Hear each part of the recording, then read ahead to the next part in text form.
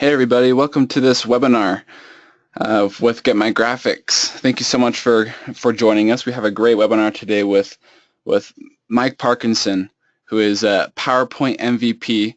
And if you guys don't know what that means, it's you are voted into being a PowerPoint MVP. It's not really, you apply, but you're voted by the rest of the country, I think, or Microsoft in general. There is only about 15 in the United States, so we are very honored to have Mike Parkinson with us today. He's also the author and founder of Billion Dollar Graphics, and he's written a book or two on the things he talks about. So we are very honored to have him with us today. If you have any questions at all, we have staff on hand ready to answer your questions, and we'll try to throw those in if they're pertinent to the webinar and get Mike to answer them for you. So don't hesitate to ask any questions. So without further ado, Mike, you there? Yes, I am. Awesome. Well, I'm just going to hand this over to you right now and we can get started. Cool. Thank you very much, Taylor. Thank you very much for taking time out of your busy day to attend the session. I know you're going to get a whole bunch out of it. Today, what we're going to talk about are 5 presentation silver bullets. These are the top 5 things I have learned over the years that make presentations more clear and more compelling, more likely to educate and or persuade depending upon your goal.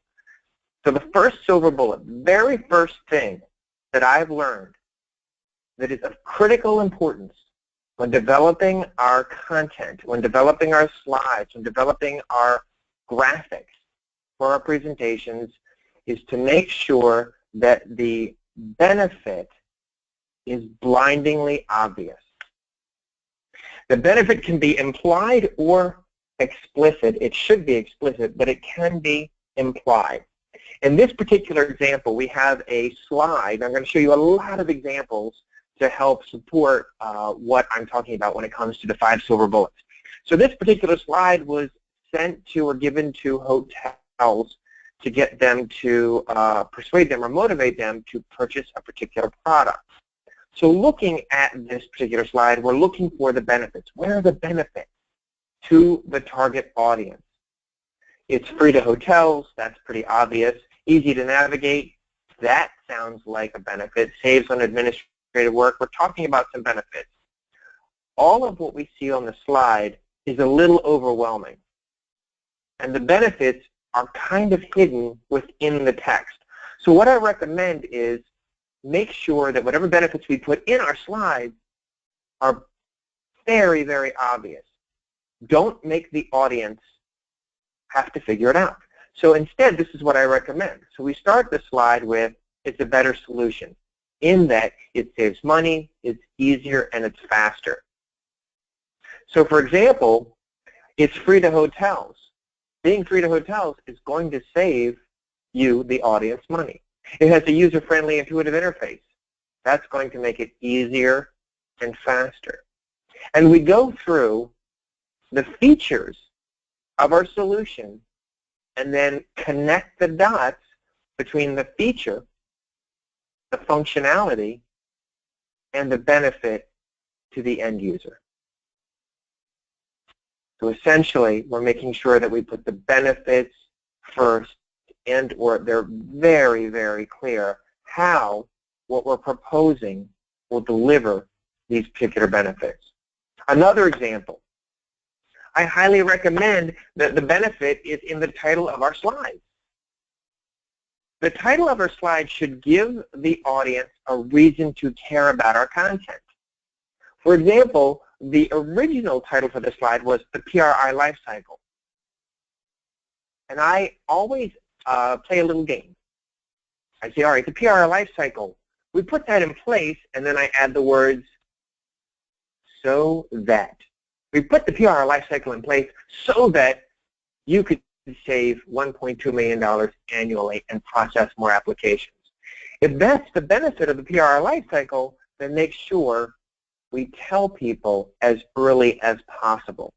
So this was the original slide. Right? Well, the content was original, and I redesigned it for this purpose. Assess, step 1 is to assess origination and program, and we do these really cool things.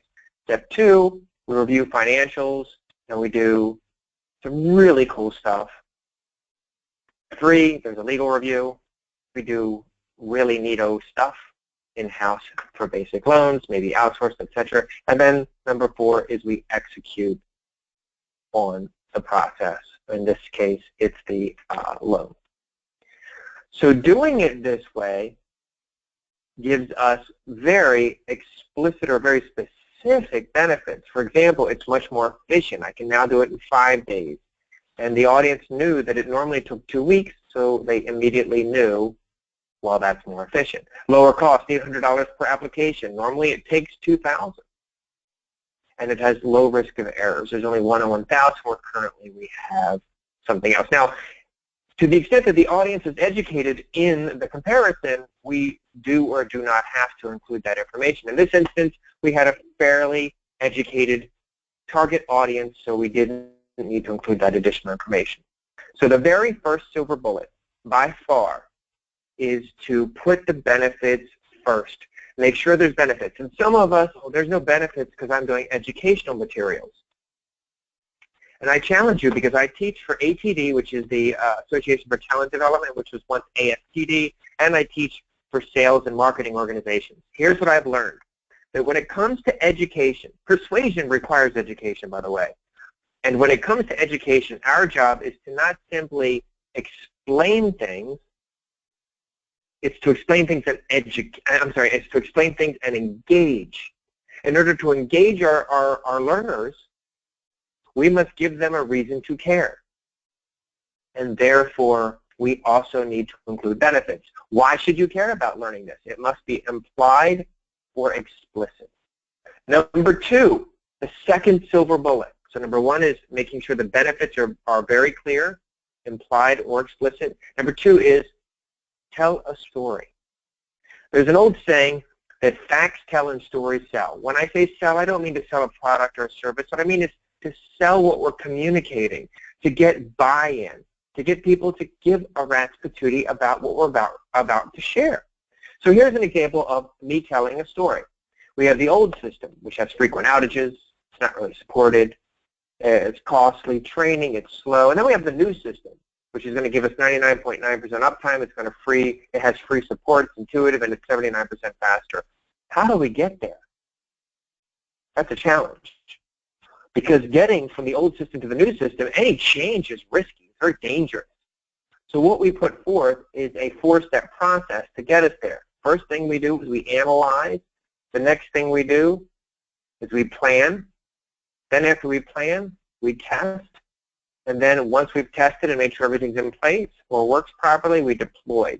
If we follow this process, it lowers the transition risk and helps us navigate the challenges or the risks associated with change. It mitigates the likelihood that we'll have a problem. So what I just did was I told a story. Sometimes it can be a micro story, a tiny story. It doesn't matter. Remember that telling a story scientifically has been proven to engage people more emotionally. And again, what science says is that most decision-making, whether it's education, should I pay attention, should I not pay attention, or sales and marketing, should I buy this, shouldn't I buy this, should I trust this, should I not trust this, is going to be tied mostly to the emotional filter. Most decisions, somewhere in the neighborhood of 99%, if not more, scientifically proven, are made emotionally, or I should say intrinsically, whereas the rest of the decisions that we make are more extrinsic. Think about driving a car. Driving a car is mostly intuitive, mostly subconscious, not conscious. Again, scientifically proven. If we had more time, I'd demonstrate how that's true. Here's another example. We have data tools. So we have a bucket of data tools. We have a bucket of search tools. And we have this really cool thing called an XC engine. And if we put the data tools, combine the data tools and the search tools and put them into the XC engine, really cool things come out if we combine them together. For example, we have a 32% cost savings. We're able to now reach 42.1 million users, so forth and so on. And so now I can attach the features, the functionality, the how to the benefits to give our target audience a reason to care, and also it tells a story. It tells a little story. Now, we don't have to do fancy graphics. A simple photograph can tell a story. So looking at this photograph, it tells a micro story. We have two paths we can take. So in one image, we're able to tell a story. Again, facts tell and stories sell. If we want to get buy-in, use stories, connect them to benefits. The next silver bullet is something called cognitive dissonance. Cognitive dissonance essentially, to explain it, essentially means that if my audience thinks they know, and that's important, the word thinks, if my audience thinks they know what I'm going to say before I say it, the brain automatically tunes out. They're along for the ride. They cannot control it. So therefore, we want to use cognitive dissonance. We don't want our target audience, we don't want our audience to know what we're going to say and show and do before we do it. We want them to pay attention. One of the best ways to do that is give them a reason to care, benefits, and to tell a story that engages them emotionally. Also, cognitive dissonance. Let me give you two examples. 14 children were injured in car accidents in this school zone in the year 2015. Now again, this is somewhat fictitious. This is based on a true story, by the way. Just so you can look this up when we're done, and I'll explain where you can find it out. So 14 children were injured in car accidents in the school zone. The reason why is because the average speed in the school zone was 48 miles per hour. It was 48 miles an hour. So we put together a team of really smart people and said, all right, folks, we need to resolve this issue. We cannot have our children being injured in these car accidents. What can we do? We tried a few things, tried posting signs, tried having people monitor the traffic, tried having police presence there for a period of time. Nothing slowed them down too much. However, one day we tried something different, and we got the average speed down from 48 miles per hour to 28 miles per hour. Do you want to know how we did it? Again, all cognitive dissonance, telling a story, talking about the benefits. I'm using the silver bullets throughout. So this is how we did it. One morning, first of all, we hired a graphic designer to come up with what someone would see if, heaven forbid, they hit a child.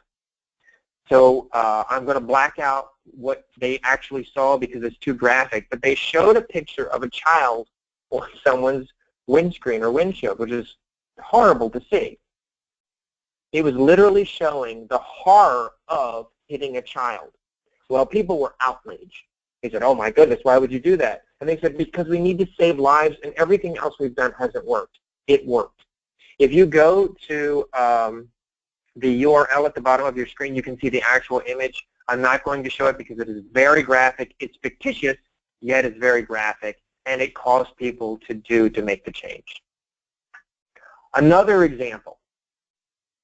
So we have two divisions in our company.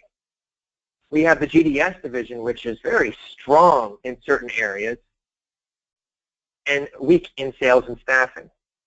Then we have the GDT division, which is strong in medical and supply sales leader, which we're very weak in the GDS, and is not very good at marketing and research, and they're overstaffed. So if we combine them together, we have the DNA for a better group under one umbrella. So I'm using a visual metaphor, I'm telling a story, and when I first drew the first arm of the helix, my guess is you did not know where I was going with this, so the brain is more likely to pay attention because of cognitive dissonance. Cognitive dissonance is a very, very, very good way to make sure that our audience pays attention to what we have to share. The next silver bullet, use visuals.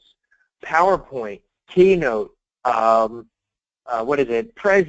all the other Slide Rocket, all the other tools out there, they are meant to be visual tools less than textual tools. Text and graphics work together like a marriage made in heaven. You don't want one without the other unless there is a clear explanation of the visual. However, the tools, the medium itself is meant to be primarily visual. I'm going to give you a tool. This is free. You can download it. It's an awesome time saver. It's called the Graphic Cheat Sheet. I made it up a few years ago, and I use it all the time because I can't remember this stuff. Here's how it works.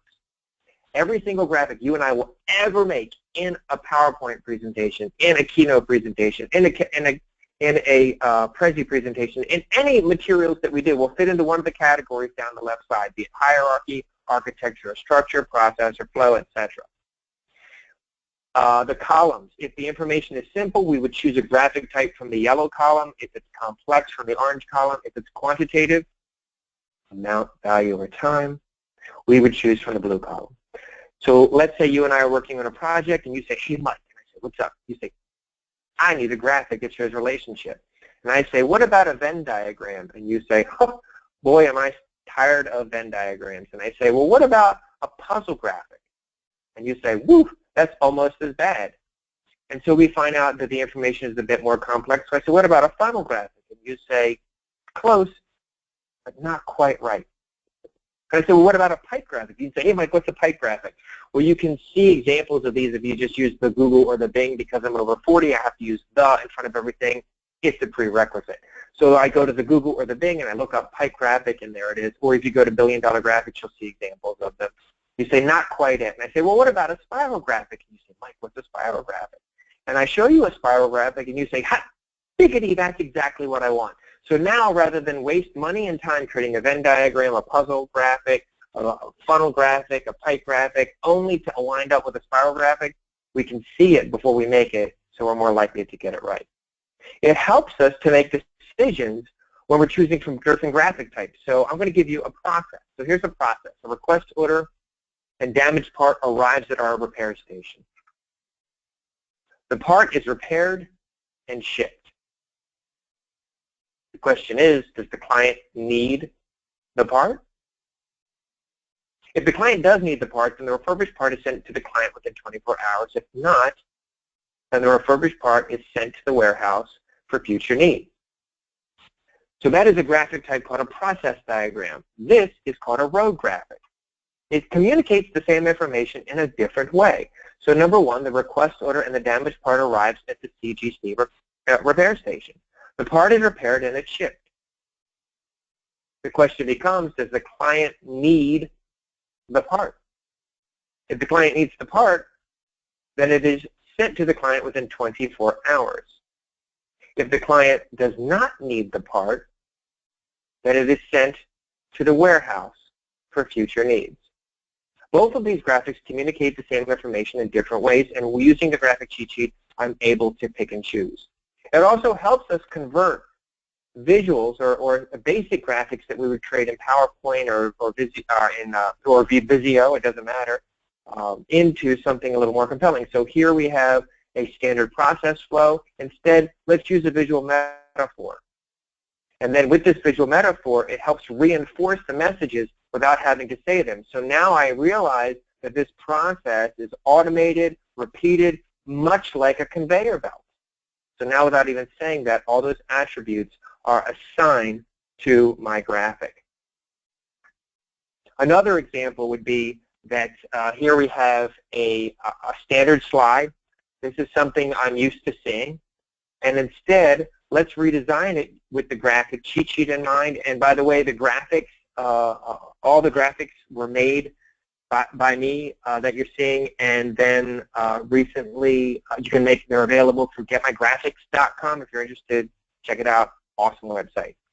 So if I take this, all that we've learned to date about the benefits first, about telling a story, about cognitive dissonance, and graphics, let's work it together. So here is the new slide using the new form factor, which is 16:9 aspect ratio versus 4:3, the old way of doing things. The new Standard is 16 by 9. So here we have it, so it looks more modern.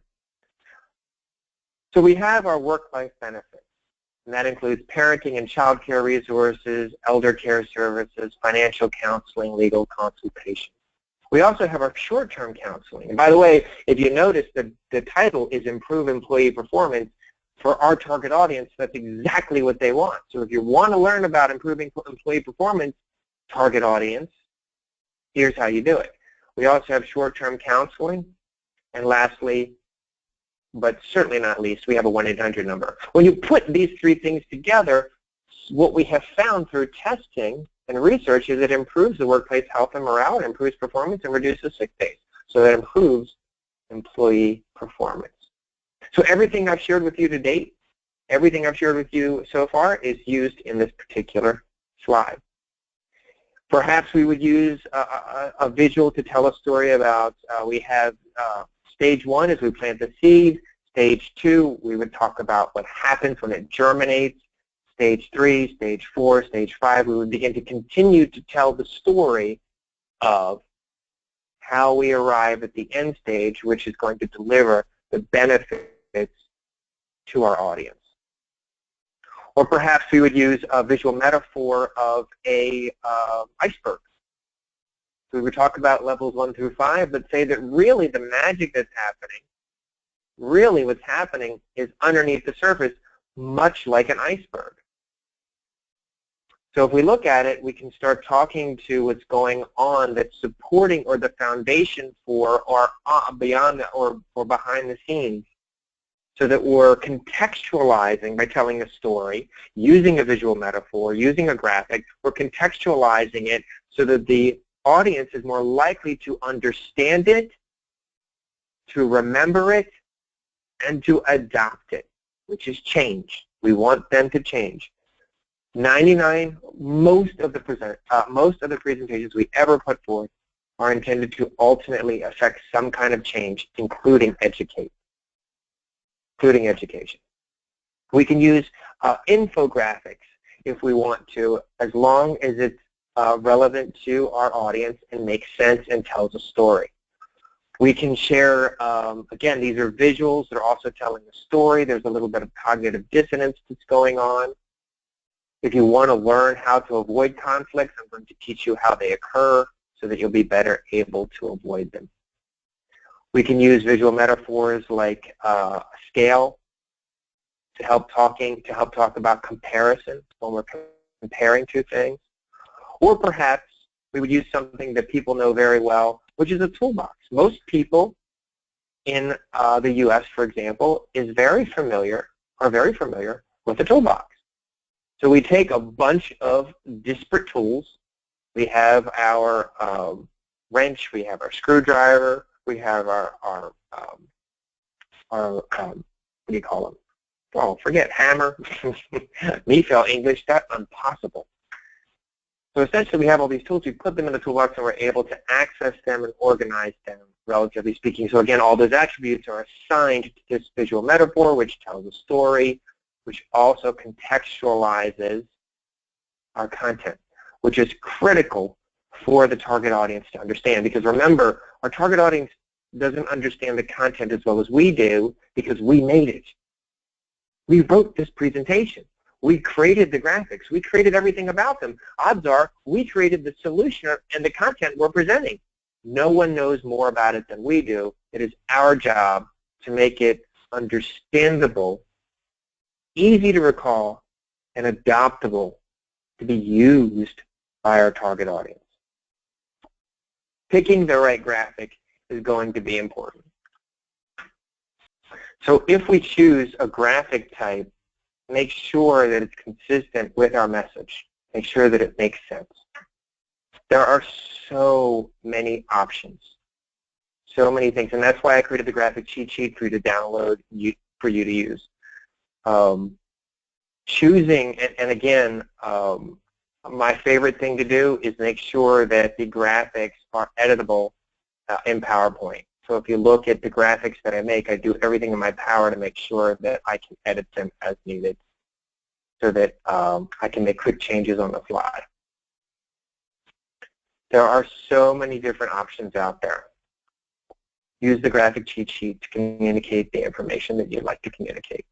Last but not least, the last silver bullet is to involve the audience. And I was hoping that someone would have a question, but it appears no one has any questions, which means I'm doing a great job. I don't think so. So I'm guessing that someone has a question out there. For that reason, do queue them up for Thomas and Taylor to take a look at so they can ask me. That'll be the example of the fifth silver bullet. With that in mind, to recap, and I'm going to share with you some a really cool tool and some place to go to learn more. It's stick around for a second. Is the benefit. Remember to put your benefits explicitly or implicitly in our content to tell a story. Facts tell and stories sell. It's not about sales. It's about getting buy-in from our audience. Number 3 is cognitive dissonance. Cognitive dissonance. Number 4 is to use visuals, and number 5 is to involve our audience. All of these work together. All silver bullets work together to achieve our goals. 2 things, and again, I'm going to leave some time for Q&A. 2 things. Do check out a presentation summit. This is an awesome gathering of really, really smart people. It's in Vegas this year in October. Go to that website, learn more. It's very cool. I will totally be there, and I hope you can be there too. And I wrote a book about this stuff. I'm kind of a nerd when it comes to this. If you're interested, go to that website, and you can download it. It includes a whole bunch of awesome, awesome things. So with that in mind, I know we have a few minutes for questions. Who has the first question? Any questions that popped up, Taylor? Yeah, we got a great one from Allison Kuhn. Do you recommend determining the content first or figure out the visuals first? Chicken and egg. Always, always, always, always determine the content first. In fact, the very first thing I do is determine my message. My message should be no more than 1 sentence. So in other words, if I were to summarize my slide, it should be able to be summarized in 1 concise sentence. And that sentence should be constructed in this way. Benefit how? For example, you will save $200 if you sign up on this particular website. Or you will be able to, you will finish school faster by taking this additional extra course. So I summarize what I want to say first, then everything is built off of that. So macro first, micro second. It's so easy to get down into the weeds. Don't do it. The best practice is to do the message first, benefit how, then do the content. Awesome question. Thank you. Any other questions? Yeah, where did you get those graphics? Zachary asks.